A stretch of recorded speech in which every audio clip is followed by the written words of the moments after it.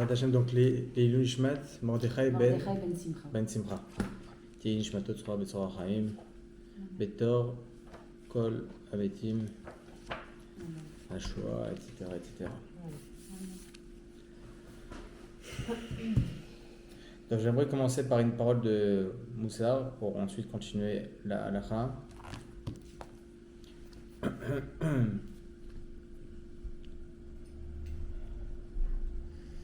On est pendant la période du Homer et c'est vrai que la chose qui nous frappe le plus Tachlès pendant cette période, c'est la mort des 24 000 élèves de Rabbi Akiva quand même, sur lesquels on deuille depuis plus de 1800 ans.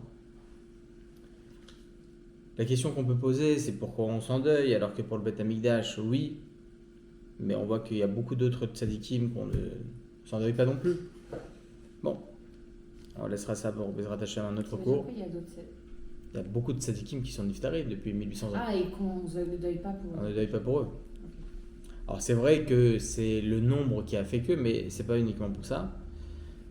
Mais ce qui est le plus frappant dans toute cette histoire, c'est la réaction de Rabbi Akiva. Rabbi Akiva, l'homme qui a fait Teshuvah à l'âge de 40 ans, crée un monde, le monde de la Torah, en 24 ans. D'accord ? 24 000 élèves. Et du jour au lendemain, en 33 jours, tout le monde meurt. Il avait 80 ans, Rabbi Akiva. Et qu'est-ce qu'il fait Rabbi Akiva après ça ? C'est-à-dire quoi après ça ? Pendant 33 jours, 750 lévaïot. Donc imaginons-nous, c'est énorme. Ça veut dire, c'est inimaginable. C'est-à-dire que cet homme-là, il est détruit. Et pourtant... Il a rigolé, non ? Après, on va avoir plusieurs histoires. J'ai pas spoilé. Ah, c'est dommage. C'est la saison 2.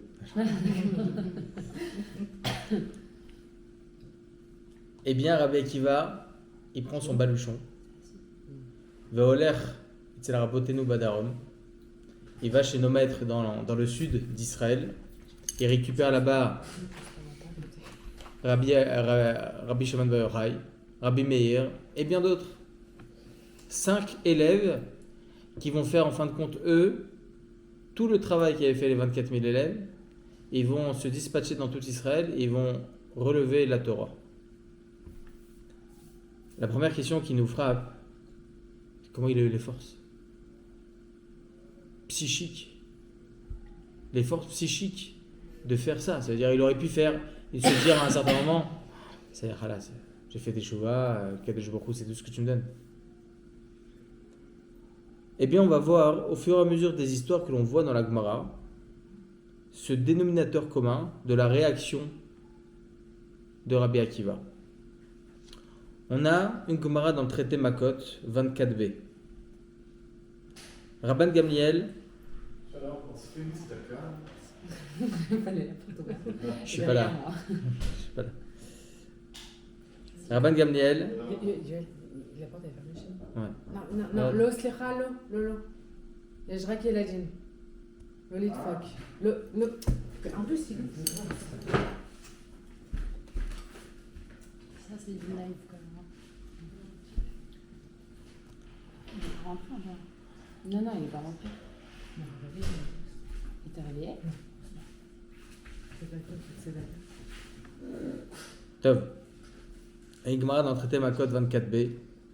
Il y a Rabban Gamliel, Rabbi Elazar ben Azaria, Rabbi Yoshua et Rabbi Akiva qui étaient sur le chemin. Et là, ils entendent à des kilomètres un peuple réjoui, un peuple qui joue, un peuple qui se divertit. Ils se retrouvent en fait face au peuple romain. Les amis de Rabbi Akiva pleurent à ce moment-là. Et Rabbi Akiva, il rigole. Et Rabbi Akiva, il rigole. Amar lahem va'atem mipnema atem bochim. Il dit, pourquoi vous pleurez ? Il dit, vous vous rendez compte ? Si c'est eux qui ont détruit le Beth Amikdash, etc., tout va bien pour eux, ils peuvent se divertir, Akadosh Baruch Hu leur a pas donné de rien, aucune tristesse, rien du tout. Regarde ce qu'ils ont. Il dit Rabbi Akiva, il dit justement, c'est pour ça que je rigole. Car si nous, qui sommes proches d'Hachem, nous avons vécu ce que nous avons vécu, à plus forte raison, eux, Akadosh Baruch Hu va retourner évidemment sa veste et va retourner justement toute la roue pour en fin de compte les détruire complètement. L'aspect positif tout le temps de Rabbi Akiva. Autre histoire que l'on peut voir dans la Gemara, qui est une histoire, on va dire, un peu plus hard. Et la troisième, encore plus hard. Les Chaverim de Rabbi Akiva étaient sur Har HaTzofim. Ils ont vu là-bas la destruction du Beth Amikdash, les ruines du Beth Amikdash, les ruines de Jérusalem, et ils ont déchiré leurs vêtements. Lorsqu'ils sont arrivés à Har HaBaït, merci beaucoup. Lorsqu'ils sont arrivés au Har HaBaït, ils ont vu les ruines du Beth Amikdash, et des ruines du Beth Amikdash était sorti un renard. Parce qu'il faut savoir que là où se trouvait le Kodesh Kodashim, si un étranger passait par là-bas, il mourrait sur place. Et pourtant là, tranquille, le renard y passe, tout va bien pour lui. Les amis de Rabbi Akiva, ils commencent à pleurer. Et Rabbi Akiva rigole. Ah voilà. On y est arrivé. Et Rabbi Akiva rigole. C'était qui les amis? Hein? C'était qui les amis? C'était Rabban Gamliel, Rabbi Meir Ben Hanès. Rabbi Elazar Ben Azara, Rabbi Ushua. Ah, il y avait pas aussi Rabbi Shimon Bar Yochai? Ça, c'est les élèves de Rabbi Akiva, pas les amis. C'est pas C'est pas ses amis. Et il dit, mais pourquoi? Je comprends pas. Pourquoi tu rigoles? Il dit, bah, pourquoi vous pleurez? T'es sérieux? Regarde ce qui se passe avec les rues du Beth Amikdash. Donc un aspect totalement, voilà, platonique. Vraiment, voilà, purement visible, ce que l'on voit, ruine du Beth Amikdash. Et ses amis lui posent la question, pourquoi toi tu rigoles? Il dit, parce qu'il y a deux prophéties. Il y a la prophétie d'Oriya et il y a la prophétie de Zecharia. La prophétie d'Oriya, on peut voir là-bas que Oriya prophétise la destruction du Beth Amikdash. Et Zecharia, la construction du troisième Beth Amikdash.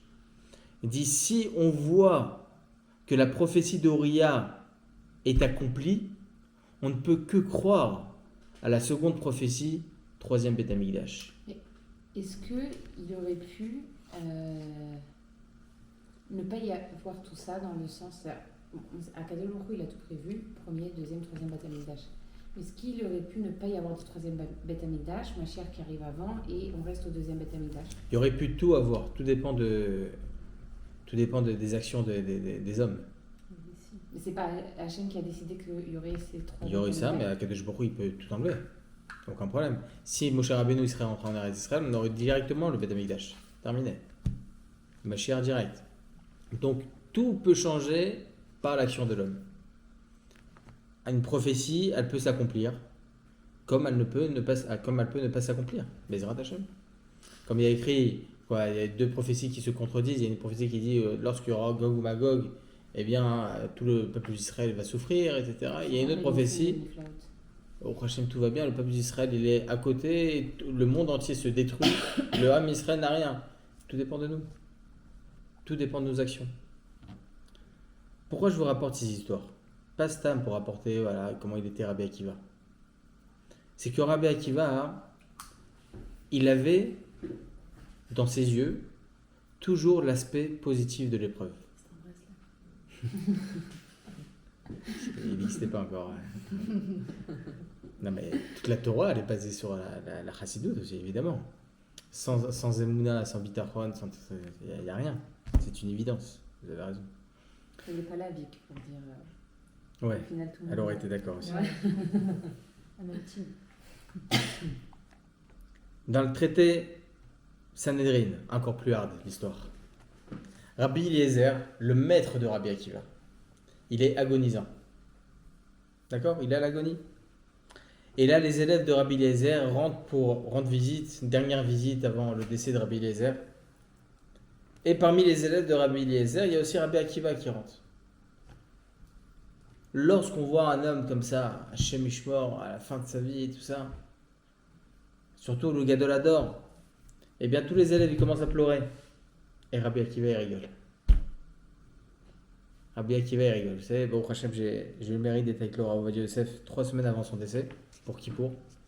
C'était un homme sans vie. Lorsqu'on le voyait comme ça 3 semaines avant son décès, il n'y a rien, quoi. C'est-à-dire, on avait vraiment, notre cœur se serrait, quoi, en le voyant comme ça. Lorsqu'on voit un homme agoniser, surtout le gadolador comme ça, comment on peut rigoler? Eh bien, je dis, mais je comprends pas, pourquoi vous pleurez? Il dit, pourquoi toi tu rigoles? Il dit, Rabbi Akiva, il dit, toute ma vie j'ai vu Rabbi Eliezer avec sa richesse. Tout allait bien pour lui, en bonne santé, les enfants, sa femme, tout allait bien. Tout allait bien. Et je me suis dit, Chazé Shalom, peut-être qu'il reçoit son Olam Haba en Lamazé. Et lorsqu'il souffre dans ce monde, maintenant je suis sûr qu'il va recevoir son Olam Haba. C'est dur. Non, mais ça veut dire que nous, on demande la parnassa, on demande la bonne éducation, on demande le nachat, et puis des fois, Hachem, il exauce certaines de nos prières, etc. Ça veut dire quoi? Ça veut dire que Ma putain. c'est à la place de... On peut tout avoir et aussi avoir le Olam Haba, Mazé Méchané. Alors, c'est Rabbi Akiva, il avait... pu tout avoir et avoir son Olam Haba. Il avait ce rachash-là, Rabbi Akiva. Cet aspect, on va dire, bon, c'était la galoute aussi, hein. Rabbi Eliezer qui a tout, qui peut-être qu'il a rien dans le Olam Haba. C'est bon, c'est des gdolim. Nous, lorsque Kadosh Baruch Hu, il nous donne ce qu'on a besoin, etc., on ne va pas refuser, évidemment. Et on demande à Kadosh Baruch Hu, plus on avance, plus on est des brachot, c'est tout ce qu'on souhaite. C'est pas, ça se contredit pas. C'était, on va dire, au niveau de Rabbi Eliezer. Mais encore une fois, ce qu'il faut retenir de ça, hein, c'est toujours, encore une fois, l'aspect positif de Rabbi Akiva. Comment Rabbi Akiva, il a eu les forces de vivre tout ça? Comment il a eu les forces d'avoir toujours cette vision tellement positive de la chose? Et c'est pas après mûre réflexion et au bout de 2-3 semaines il commence à rigoler, c'était sur l'instant T. L'instant T. Alors écoutez bien cette histoire qui va répondre à toute la question. Et je pense que c'est un vrai moussard pour toute notre vie à nous. Le Rav Ben Sion Sen, il répond de la manière suivante. Il rapporte une Gemara dans le traité Yebamot 121a. Je vais vous lire l'histoire. Tanya. Amar Rabban Gamliel. Pa machat haïti maler besfina d'araïti sfina achat shenishbera. Rabban Gamliel, une fois, il était sur un bateau et il voit une embarcation en train de prendre l'eau. Détruit complètement. En pleine mer. Il voit de loin. Vaïti mystère al-tamid chacham sheba. Rabban Gamliel, il commence à pleurer parce qu'il savait que dans cette embarcation-là qui était en train de prendre l'eau, il y avait un tamid chacham là-bas. Ou Manu, c'était qui? Rabbi Akiva. Il y avait dans cette embarcation Rabbi Akiva. Lorsque je suis arrivé sur la terre ferme, comme ça il raconte, Bayabasha, Veyasha Vedan Lefana Balacha. Rabbi Akiva, il commence à venir, il arrive, il commence à me parler d'Alacha et tout ça. Qu'est-ce qu'il fait là, Rabbi Akiva? Je savais qu'il était dans l'embarcation là-bas, c'est sûr et certain qu'il est mort. Amartilo Benimi Elecha. Qu'est-ce qui t'a remonté de l'eau? Qu'est-ce qui t'a sauvé? Amali, écoutez bien. Daf shel sfina nizdamen li. Il y avait comme un morceau de bateau qui est arrivé à moi. Vechol gal vegal sheba alai. Chaque vague qui venait sur moi, je mettais la tête dans l'eau et je la resoulevais. C'est quoi cette réponse? La réponse en réalité, il y en a certains qui pensent que cette histoire, c'est une fausse histoire.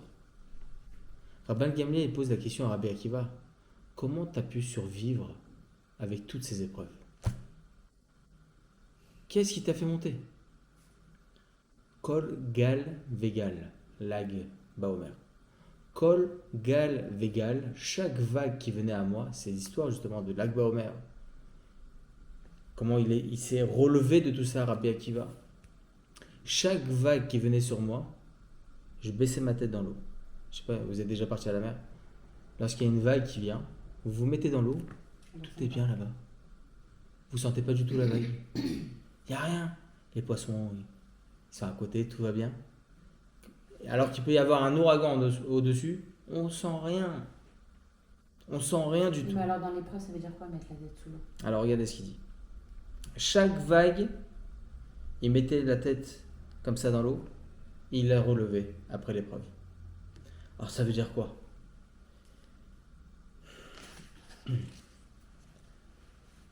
Il faut savoir que Rabbi Akiva, il avait le sens caché de l'histoire possible.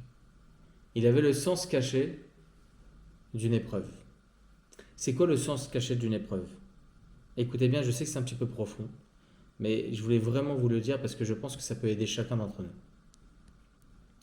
Les mots en hébreu, eux, ils sont pas stam choisis. Chas v'shalom. En français, oui, on s'en fout. En hébreu, c'est le Lashon HaKodesh. Tout est choisi. Kadosh Baruch Hu, c'est... Voilà. Par exemple, le Lashon, pourquoi on appelle ça la langue? Parce que lâche, ok, on pétrit avec la langue. Yad, pourquoi on appelle ça une main? Parce que Yad, c'est 14. Il y a 14 muscles dans la main.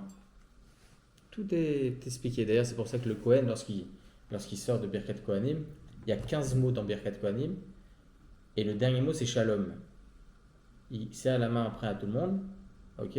On va dire, voilà, que Bezrat Hashem, il y ait le Shalom. Top. Chaque chose est bien définie, comme ça il dit Ben Ishraï. Le mot Ra, écoutez bien. Le mot mal, le mal, par excellence, Yetzer Hara, le Ra, ça vient de Réa. Réa, c'est quoi? Un ami. Ra'ayati, mon épouse. Réacha. Pourquoi Réa? Surtout quand on écrit le mot Réa, un ami, c'est Rechaïn.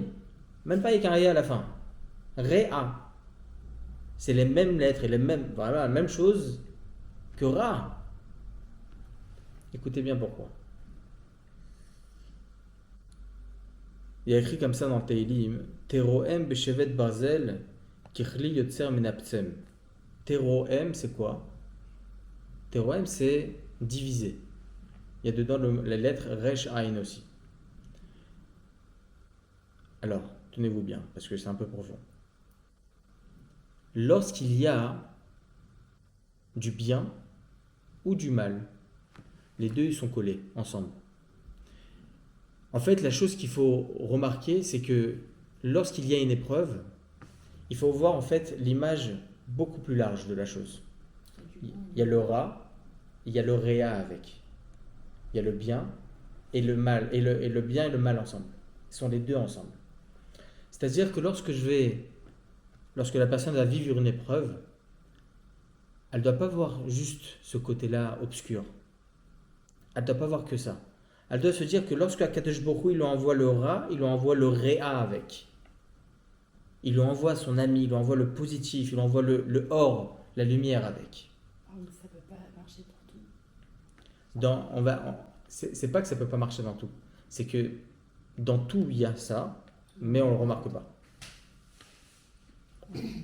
On le remarque pas. Tout est des tovat, de toute façon. On va pas revenir. C'est vrai que ce sont des beaux sujets, des belles paroles. C'est ça. Mais dans tous les cas, Akadosh Baruch Hu n'a pas choisi pour rien le mot Ra. Ça, je vous l'avais dit une fois, vous vous rappelez, c'est sûr et certain, mais c'est pas grave, je vais le répéter parce que c'est très joli.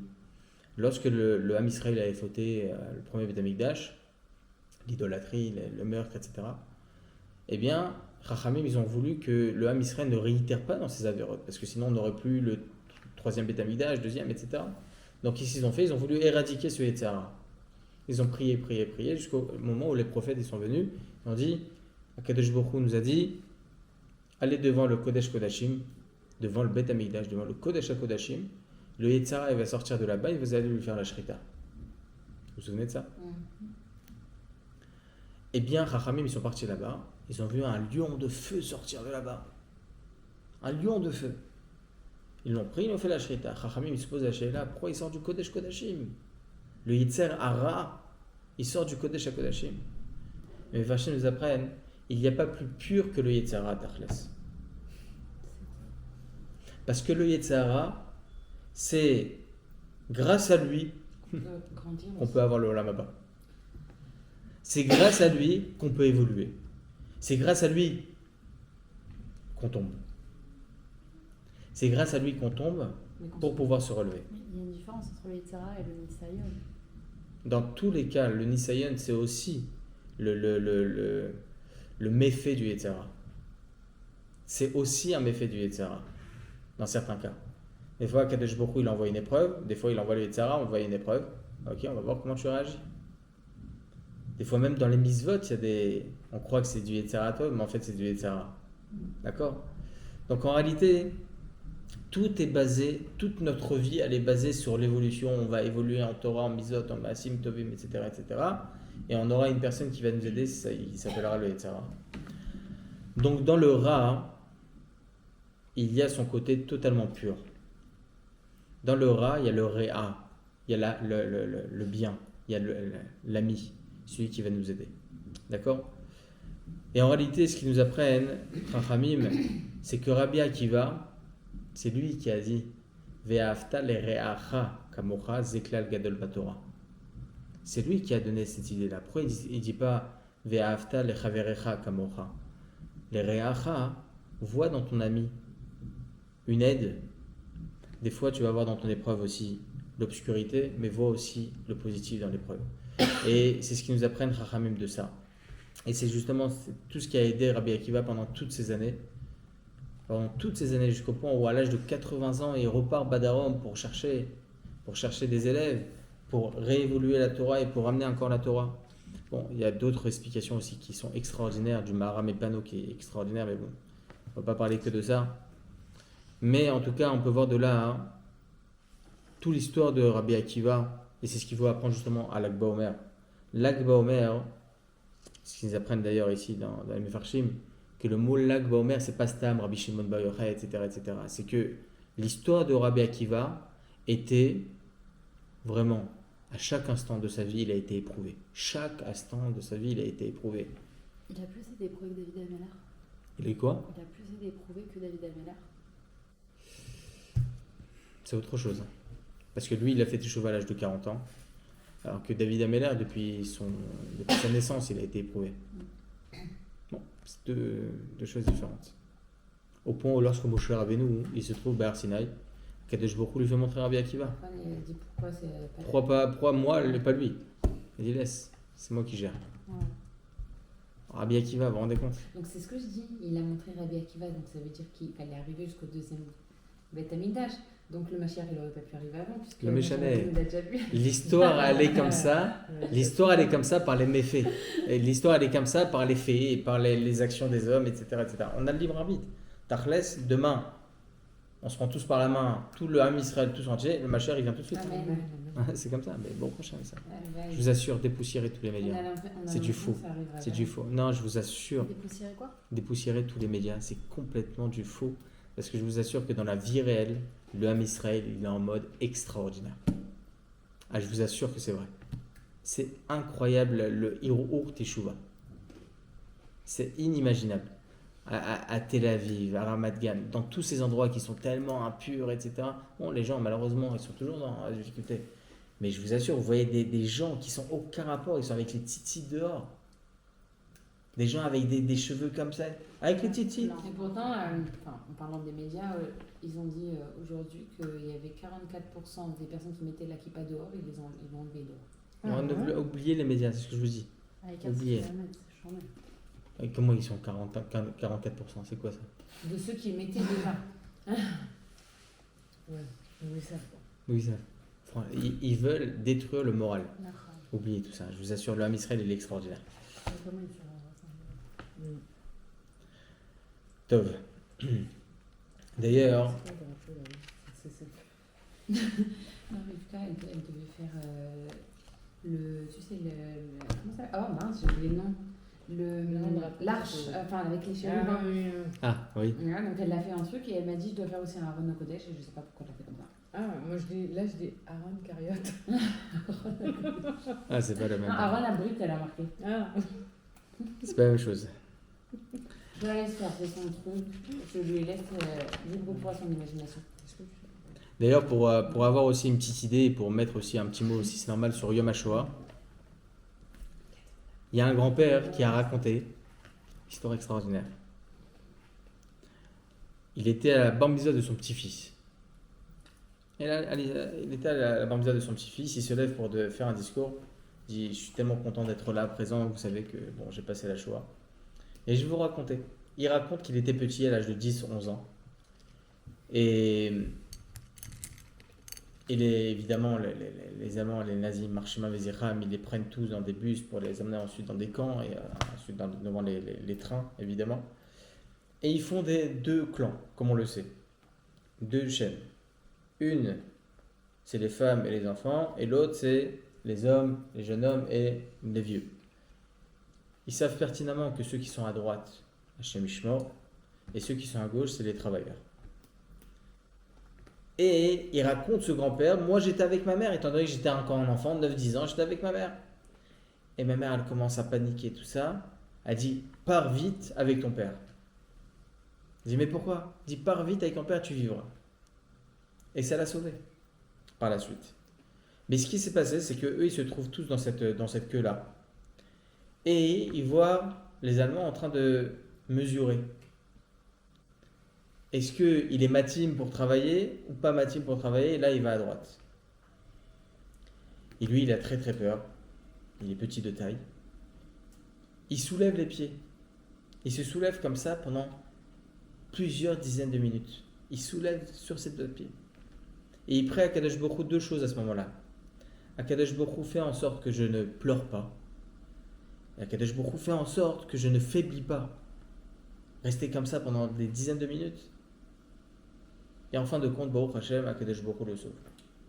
Et il raconte comme ça à son petit-fils et à tous les invités. Il dit, toute ma vie, j'ai été très mitragège d'un Teilim.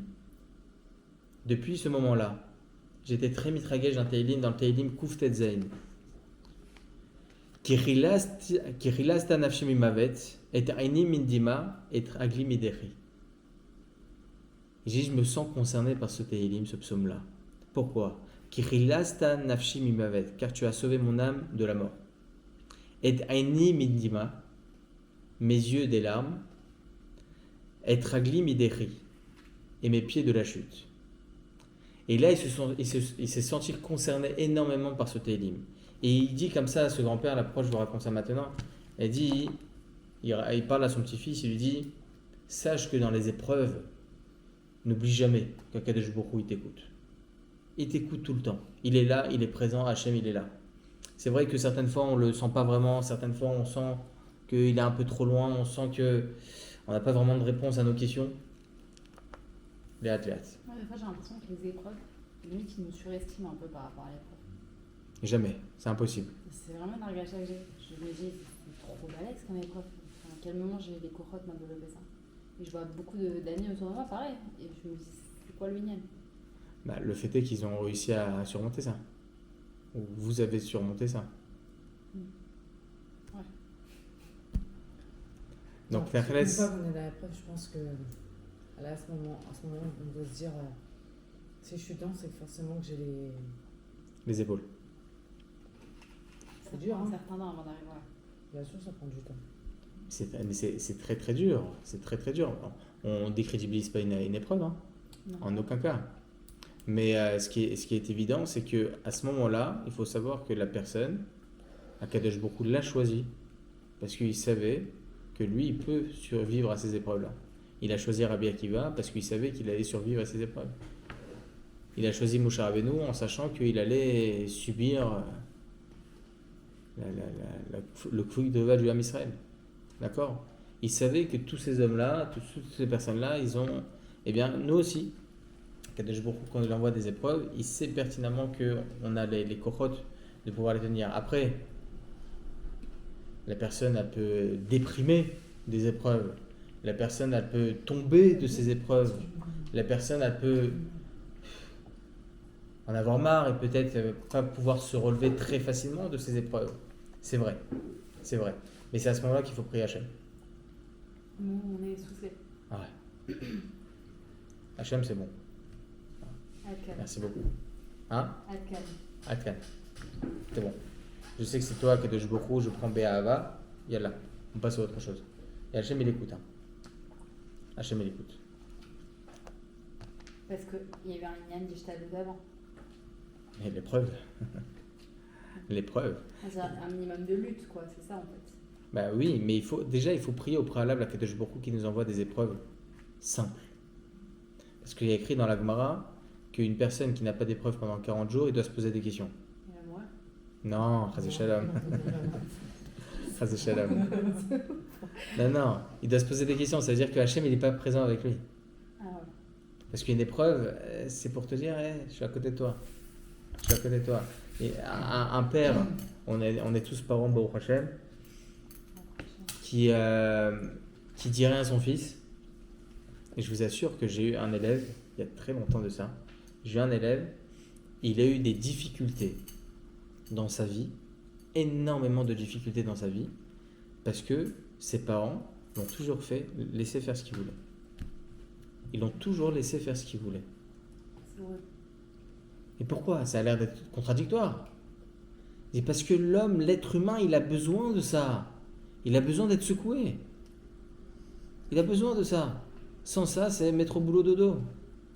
Sans ça, c'est une routine. Sans ça, c'est... Alors, on demande à Kadosh Baruch Hu des épreuves faciles. Pardon, allez-y. Non, aujourd'hui, on est quel jour? Lundi? Non, c'était hier alors. Hier, j'ai eu un cours avec la rabbinite Benzaken, Vanessa Benzaken. Et elle a dit un truc extraordinaire et ça me fait penser à ça. Oui. Elle a demandé à quel moment la plus grande leçon d'éducation, à quel moment c'est dans la Torah. Alors nous, on a tout sorti un peu, Yosef, avec Jacob, avec Yosef, aussi, ça. Elle a dit, non, c'est au moment du don de la Torah. Quel meilleur exemple que Akadosh Baruch Hu avec ses enfants. Quand il nous donne la Torah, il nous la donne avec amour, il dit plein de paroles d'amour, etc. Je vous aime à la folie, mais il y a les limites. Il faut vivre dans les limites et dans le... Alors ça, je suis en train de préparer pour la veillée de Shavuot, justement. On peut spoiler encore. Comment ça se fait? Bah, vous voyez? Non, mais... C'est pas Ah, moi, aussi, elle va me... c'est tout Madame me- Benzaken. Ah, ça va, c'est pour les hommes. T'as un enfant. Ah. Il y a un bébé. C'est chérie. C'est numéro 5. L'amour. C'est ça là? Bon. Et je suis en train de préparer justement. La Torah, c'est tout. C'est que amour. Et pourtant, le premier discours d'Hachem avec le peuple juif, tu ne tueras pas, tu ne voleras pas, tu ne feras pas ça, tu ne feras pas ça. Que du négatif. Que du négatif. Akadosh Baruch Hu, il les a pas choisis pour rien, ces 10 commandements. D'accord? Je suis décrédibilisé complètement, c'est mort. C'est terminé. Mais c'est quoi ça? C'est que du négatif. Eh bien, il faut savoir que dans chacune des paroles d'Hachem, Anochi Hachem, Lo Tirtzar, Lo Tignov, etc., etc., dans toutes ces paroles-là, c'est rempli que de Ahava. Et justement, ça va être tout le cours, Mirza Hachem. Mais c'est ça un peu le message qu'on sort des 10 commandements. Hein? C'est une protection. Oui, mais si vous voyez bien, en fait, ces 10 commandements-là, le monde entier les suit. À peu près. D'accord? Interdit de voler, interdit de tuer, l'adultère, interdit de bon, Kivudavem, c'est vrai qu'il y a même écrit dans le traité Guidushin que même les goïms ils respectent parce que c'est normal, c'est logique. Bon, à juste titre, hein, mais bon, après c'est à leur niveau. Et voilà, donc il y a la majeure partie des 10 commandements, ils sont, on va dire, universels. Mais bon, voilà, c'est tout le message. Les Hachem, j'en parlerai. C'est extraordinaire. Les 10 commandements, c'est extraordinaire. Pourquoi j'ai parlé de ça? C'est justement, voilà, que dans une épreuve, en fait, on ne s'imagine pas. Je vais effacer tout ça. Elle a bien. C'est faux. On ne sait pas dans l'épreuve ce qu'on est en train de dessiner. Yosef Hatzadik, vous parliez de Yosef Hatzadik tout à l'heure, Yosef Hatzadik, il ne savait pas que durant toutes ces épreuves, et pourtant il savait, Akadosh Baruch Hu est derrière, Akadosh Baruch Hu, merci. Mais est-ce qu'il savait que ça allait être lui, et grâce à lui, que le Ham Israël allait pouvoir sortir Kriyat Yam Souf? Est-ce qu'il savait par son épreuve et dans tant d'années en prison et avec la femme de Potiphar et ci et ça et tant d'épreuves, est-ce qu'il savait que c'est ses ossements à lui qui allaient demander à la mère de se séparer et la mère ne pouvait plus rien dire. Il ne savait pas. Il a pris bien l'épreuve. Il a dit merci à Hachem pour l'épreuve. Lui, il n'a jamais en fin de compte su ce qu'allait être le résultat de ça. Oh, il est devenu, oui, ministre et second du roi, etc. Mais bon, pour lui, il s'en fout de tout ça. Le Icar, c'est avec Akadosh Baruch Hu. Mais ça a aidé pour les Doré Dorot. Ça a aidé pour les générations suivantes. On ne s'imagine pas ce qu'est une épreuve. Voilà. Certaines fois, on ne connaît pas le résultat d'une épreuve. D'autres fois, on connaît peut-être le résultat d'une épreuve et on remercie Akadosh Baruch Hu. Certaines fois, on se dit ah merci Hachem, etc. Stam. Vendredi, j'étais un peu en retard à sortir de la maison. À un moment, je prends le Kvish Sheshrei vers Arnov et je vois là-bas, devant mes yeux, 2 voitures Hachem Ishmor, fermées, Kvish Sheshrei. On se dit quoi à ce moment-là? Peut-être c'est bête ce que je me dis, mais c'est pas grave, je me le dis. J'ai été en retard ce matin. Merci. Voilà, c'est tout. Vous voyez ce que je veux dire? Donc, c'est pas un exercice facile que de voir le positif dans une épreuve, parce que certaines fois, on ne le voit pas, le positif. Mais ce qui est sûr et certain, je ne suis pas prophète pour vous le dire, ce qui est sûr et certain, c'est que c'est Hachem. Et que c'est de l'Etova. C'est Hachem, vous voulez dire? Ouais, exactement. C'est le Ratson d'Hachem et c'est l'Etova. Dans tous les cas. Dans tous les cas. Et si par exemple on a échoué à une épreuve et qu'après on a fait tchouva, ça reste quand même le Ratson d'Hachem? Ah, je vais vous dire encore plus que ça. Quand Mina on fait, Shamaï. c'est Hachem. J'ai vu un pirouche sur ça aujourd'hui. Ok. Le Ham Israël, lorsqu'il était dans le désert, qu'est-ce qu'il y a? Le Ham Israël, quand il était dans le désert, on est sorti d'Égypte. Il y a écrit dans la paracha, dans Béchalar, qu'on est revenu sur nos pas. D'accord? On est arrivé jusqu'aux portes d'Égypte. Et après, on a marché un petit peu parce qu'il faut savoir que la mer, là où il y a eu Yamsouf, c'était aux portes de l'Égypte. On est parti 3 jours, on est revenu. Et après, on a marché un petit peu jusqu'à la mer et là, les Égyptiens ils sont venus vers nous. On ne s'est pas plaint lorsqu'on est revenu. On dit, on croit en Kadosh Baruch Hu, on croit en Moshe. On arrive à Yamsouf, les Égyptiens ils arrivent. Ah, Hachem, sauve-nous, et comment ça se fait que tu nous as sortis d'Égypte? On est retombé. On sort, Kriyat Yamsouf, Asia Cher Moshe, Vayaminu Bachem, Oube Moshe Ado, magnifique. 3 jours après, on se plaint parce qu'on n'a pas d'eau. Pourquoi tu nous as sortis d'Égypte? Pourquoi tu nous as sortis d'Égypte? Et on était bien là-bas, tu veux faire le désert comme un cimetière. Top, il y a de l'eau. Quelques jours après, merci à Hachem, on t'aime. On a faim. On a faim. Pourquoi tu nous as sortis d'Égypte? On n'a pas d'eau pour manger. Et la manne, c'est nul. Ah, le gosse. Ouais. Hein? C'est nos enfants. Ah, c'est nous. C'est nous. fou. Pourquoi on nous explique ça dans la Torah? Il dit quoi? Le Ham Israël, il est tombé, il est redescendu, il est remonté, il est tombé, il est retombé, il est redescendu. Et Mefarshim, il nous explique la chose suivante. Écoutez bien. C'est même lorsqu'on tombe, on n'efface pas, lorsqu'on était monté tout à l'heure, la dernière fois. On n'efface pas une misva. On n'efface pas une épreuve qu'on a réussi à surmonter. On n'efface pas ça. C'est fait. On a eu les Mouna à ce moment-là. C'est fait. C'est terminé. Baruch Hashem. On n'effacera jamais ça. On n'effacera jamais ça. Donc, lorsqu'une personne a eu une épreuve, elle est tombée dans cette épreuve, c'est pas grave. D'accord? C'est pas grave. Comme ça, il dit d'ailleurs, Rabbi Nachman Breslev, il dit que lorsqu'un enfant il tombe, on l'applaudit. Et pourquoi on l'applaudit? Il est tombé, enlève-toi. Il dit non. Il dit on l'applaudit pour justement le redonner des kochot à se relever. Mais c'est vrai. Et mis à part cela, il explique, c'est que Akadosh Baruch Hu, Kivyachol, il frappe des mains lorsqu'on tombe dans une épreuve, parce qu'il sait que le seul résultat, ça va être de remonter. Lorsqu'on est en haut, on reste en haut. Oui, On il stagne. comptabilise pas qu'on est tombé, il comptabilise qu'on s'est relevé. Ah, c'est exactement ça. Parce que Sheva Ipol Sazik Vekam. Donc l'homme est chané. Une personne, elle peut tomber dans une épreuve, c'est pas grave. Yallah. Parce qu'il faut savoir quelque chose. Quand est-ce qu'on est vraiment tombé? C'est lorsque on baisse les bras. La pleuration. Ça y est. Là, c'est fini, le Yetzirah, il a gagné. Le Yetzirah, il n'a pas gagné quand il nous a fait tomber. Hein. C'est pas terminé son boulot. Son boulot, c'est de nous faire Yush. Si on n'est pas encore arrivé au Yush, on se relève là maintenant, c'est bon. On n'est pas encore tombé dans les mains du Yetzirah. C'est tellement anti-goy. Ah oui, On a c'est appris en France. le monde occidental, c'est clair. C'est un truc de fou. Pourquoi qu'il y a... Non, parce C'est que quoi, là c'est vraiment ça. Du côté goy, c'est vraiment je t'ai tombé, ben, il va boy quoi. On doit être lapidé quoi. Ouais, c'est exactement ça. C'est exactement ça. Vous savez les corbanotes qui appartiennent au Khatat et au Hacham, c'est quoi? C'est le korban pour expier nos fautes. On a plein de corbanotes. Mincha, Shlamim, etc.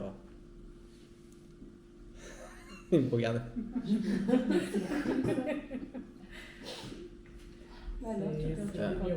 Je fais pas une femme, ça, je fais à mon fils.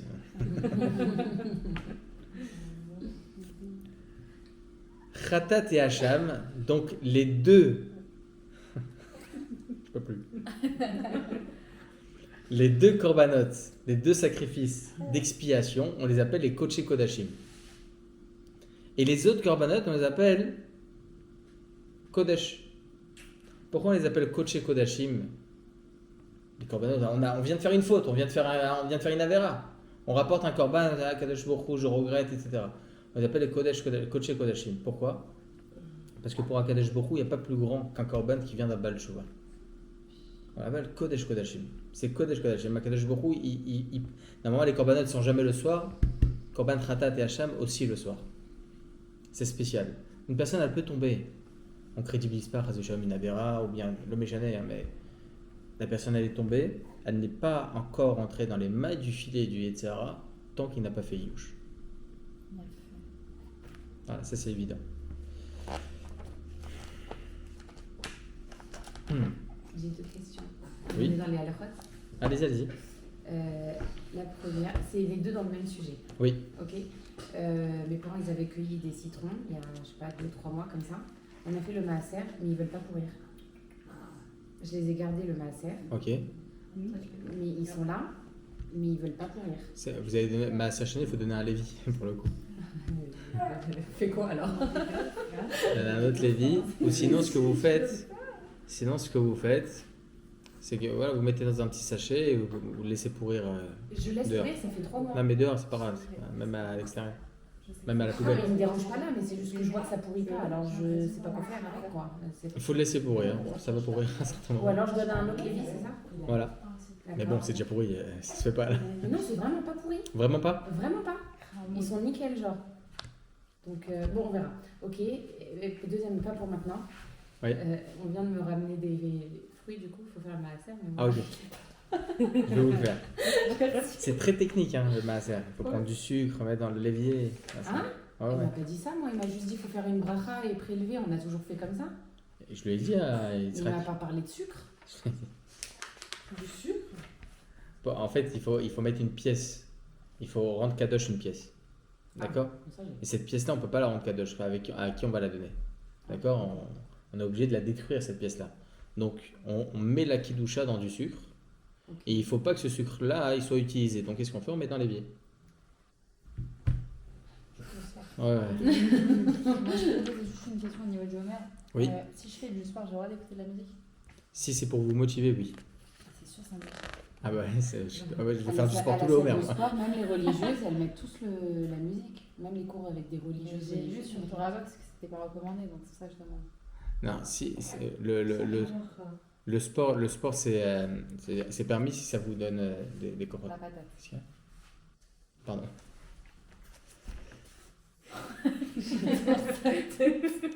mais pas du chouaki. Bon, je veux dire quelques alachotes rapides. D'accord? Pourquoi pas du chouaki? Non, ça va pas commencer à écouter. Ça faut qu'on se motive, je vais pas me motiver avec Rachem, c'est sûr. Ah non, ça c'est sûr. Non, ça c'est sûr. Tant que ça vous met du rythme, c'est permis. La musique pour le rythme, c'est permis. Tov, je voulais dire quelques halachot sur Shabbat et aussi sur Gvot Shabbat. Il y en a plein qui posent la question par rapport à la Afrashat Chala. énormément de personnes qui posent la question par Afrashat Chala. Est-ce qu'on a l'obligation de faire Afrashat Chala? Est-ce que lorsque on est vendredi, est-ce qu'on a l'obligation de faire soi-même le pain? Et si on fait soi-même le pain, est-ce qu'on doit faire au minimum 2 kg, 1 kg 560? À la Khalé Maasé, il faut savoir juste quelque chose de très important. C'est qu'on n'a pas d'obligation de faire le pain. Aucune obligation de faire le pain. On a une mise de faire Afrashat Chala. Il y a juste un inyan par rapport à Chava qui a fauté le vendredi de faire Afrashat Chala le vendredi. Ok. Mais ça, c'est uniquement si on a la possibilité. Il va pleurer. Mais ça, c'est uniquement si on a la possibilité de le faire. D'accord? Si on n'a pas la possibilité de faire, il n'y a aucune obligation de faire Afrashat Chala. Si une personne elle veut faire au moins du pain, il y a quand même un inyan de faire du pain. D'accord? Mais pas obligé d'en arriver jusqu'à Afrashat Chala. Une petite dernière halakha parce que je commence à moins 5 l'autre cours. Il est très. Une autre halakha, bon, je voulais faire un peu plus, mais bon, les Hashem, la semaine prochaine, on fera un peu plus sur les Chod Shabbat. La semaine prochaine, justement, je sais pas. Ah, d'accord. C'est Yom Hatov. Ah oui, c'est vrai. Donc, Alors, c'est Dieu. Très bien. Par rapport à moi, je suis la. là, hein, mais Non, ouais, mais non. faudrait qu'il y aura beaucoup de Non, monde. non, je sais. Non, c'est Yom Hatov. Bon, dernière halakha, c'est par rapport donc au Gvod Shabbat, au Onek Shabbat. Dans ces mitzvot là de Gvod et Onek Shabbat, ça j'en parle très souvent, c'est la mitzvah de Hadla Kataner. La mitzvah de Hadla Kataner, ça a été instauré par Chachamim pour 3 raisons. Pourquoi on a Hadla Kataner? Gvod Shabbat. Par Chachamim, Chachamim, c'est pas la Torah qui est obligé. mais c'est marqué, c'est dans les 3 mitzvot depuis Sarah Imenu, etc., non? Non, c'est Moussari, ça, ce que vous dites. Mais au niveau de la Torah, c'est pas écrit dans la Torah d'allumer les nérotes. Ok. C'est Chachamim qui ont instauré d'allumer les nérotes de Shabbat. Pour 3 raisons. Gvod Shabbat, pour honorer le Shabbat. C'est honorable de voir des bougies. Pour Onek Shabbat, pour kiffer le Shabbat, parce qu'à l'époque, ils n'avaient pas d'électricité. Il n'y avait que les bougies. D'accord? Et comme ça, ils pouvaient manger convenablement. Et Mishum Shlom Bait. Ok? Shlom Bait. Ces 3 raisons, ils font que, même si maintenant, vous n'êtes pas à la maison, vous avez votre mari-vous à la maison, d'accord? Lui, il a l'obligation d'allumer avec Beracha. Parce qu'il y a le Gvod et le Onek Shabbat, c'est aucun rapport avec Shlom Bait. D'accord? Il nous Bon, perturbe. c'est hein. bon là. Il lui parle, regarde-moi ça. Bon, Bezrat Hashem, on en parlera Bezrat Hashem en détail. J'ai pas envie d'abréger tout ça à la faute, c'est très important, il y a beaucoup de choses à savoir. Et voilà, est-ce qu'il y a des shailot, mesdames? Non, c'était trop bien. Bon, Hashem, je suis content. Chazak Ve'ematz, qu'on entend des bonnes nouvelles pour tout le Ham Israël. Et chez Niski, la Gioula, chez les Mat, Triata Metim Bekarov. Amen. Et voilà. Chazak.